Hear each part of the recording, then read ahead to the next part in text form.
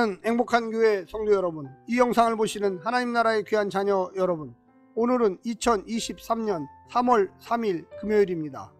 오늘 매일 성경 본문에서는 예수님이 유대로 돌아오시자 또다시 종교 지도자들의 도전이 시작됩니다. 시험을 목적으로 표적을 구하던 그들에게 예수님은 악하고 음란한 세대라고 질타하십니다.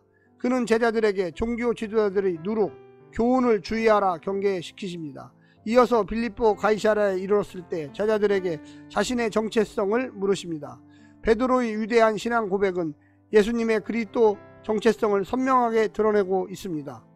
오늘 본문을 나누어 보겠습니다. 마태복음 16장 1절부터 4절, 표적을 구하는 바리새인과 사두개인들. 5절부터 12절, 바리새인과 사두개인과 누룩을 주의하라. 깨닫지 못하는 제자들, 바리새인과 사두개인들의 교훈. 13절부터 20절, 빌립보 가이사랴에서의 교훈. 인자를 누구랴 하느냐. 베드로의 고백과 예수님의 반응, 놀라운 말씀과 경계. 오늘 본문 마태복음 16장 1절부터 20절 말씀을 듣고 다시 오겠습니다.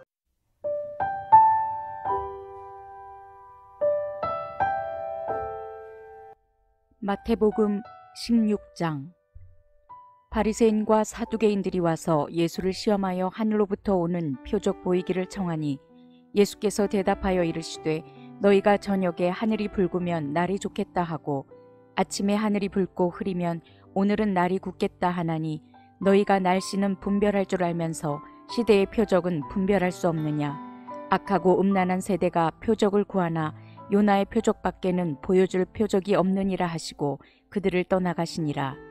제자들이 건너편으로 갈새 떡 가져가기를 잊었더니 예수께서 이르시되 삼가 바리새인과 사두개인들의 누룩을 주의하라 하시니 제자들이 서로 논의하여 이르되 우리가 떡을 가져오지 아니하였도다 하거늘 예수께서 하시고 이르시되 믿음이 작은 자들아 어찌 떡이 없으므로 서로 논의하느냐.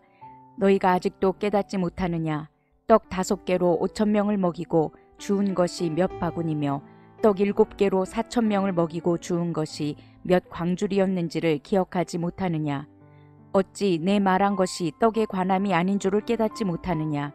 오직 바리새인과 사두개인들의 누룩을 주의하라 하시니 그제서야 제자들이 떡의 누룩이 아니요 바리새인과 사두개인들의 교훈을 삼가라고 말씀하신 줄을 깨달으니라. 예수께서 빌립보 가이사랴 지방에 이르러 제자들에게 물어 이르시되 사람들이 인자를 누구라 하느냐.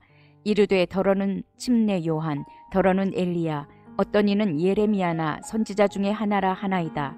이르시되 너희는 나를 누구라 하느냐. 시몬 베드로가 대답하여 이르되 주는 그리스도시요 살아계신 하나님의 아들이시이니이다. 예수께서 대답하여 이르시되 바요나 시몬아 내가 복이 있도다. 이를 내게 알게 하니는 혈육이 아니요 하늘에 계신 내 아버지시니라. 또 내가 내게 이르노니 너는 베드로라. 내가 이 반석 위에 내 교회를 세우리니 음부의 권세가 이기지 못하리라. 내가 천국 열쇠를 내게 주리니 내가 땅에서 무엇이든지 매면 하늘에서도 매일 것이요 내가 땅에서 무엇이든지 풀면 하늘에서도 풀리리라 하시고 이에 제자들에게 경고하사 자기가 그리스도인 것을 아무에게도 이르지 말라 하시니라.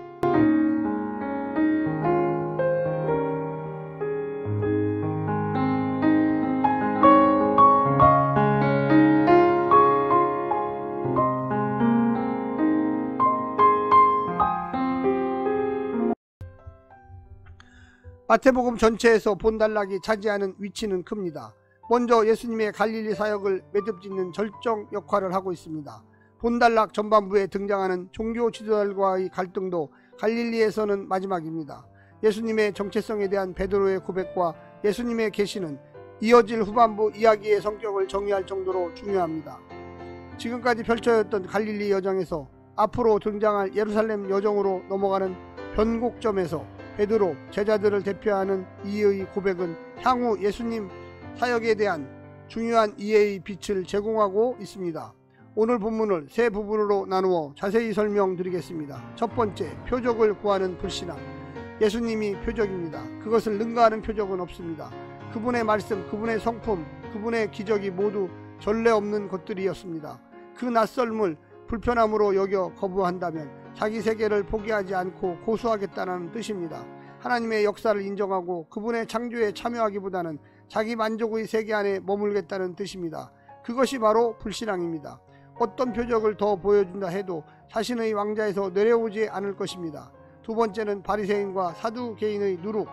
표적을 보았는데도 예수님을 아는 충분한 믿음에서까지 이르지 못하는 것은 제자들도 일반이었습니다. 바리새인과 사두개인들의 누룩을 조심하라는 경고는 비유였지만 알아듣기 어렵지 않은 말씀입니다. 그런데 제자들은 예수님이 떡 챙겨오지 않은 것을 타박하는 것으로 들었습니다. 4,000명을 먹인 사건 직후의 말씀이 아닙니까?